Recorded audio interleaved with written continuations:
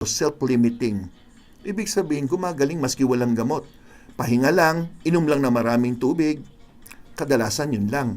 Pero sa iba, merong kailangan talaga pumunta sa ospital. Kaya nga pala ko sinasabi sa pasyente ko, kung kayo ay nagdumi, halimbawa, tubig ang dumi, okay lang, walang masama, sige lang. Pangalawa, pangatlo, okay. Pero pag 4, 5, 6 na yan sa isang araw, hindi na okay yan sa isang araw.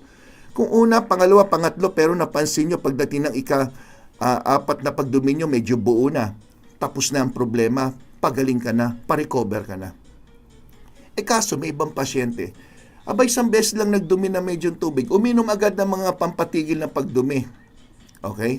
Ay ano mangyayari? Di hindi mo na ilabas. Kasi mechanism ng katawan natin na pag may nakain, ilabas natin. Kung may nasinghot, ibahing natin. Di ba? So, yun po ang tinatawag na defense mechanism.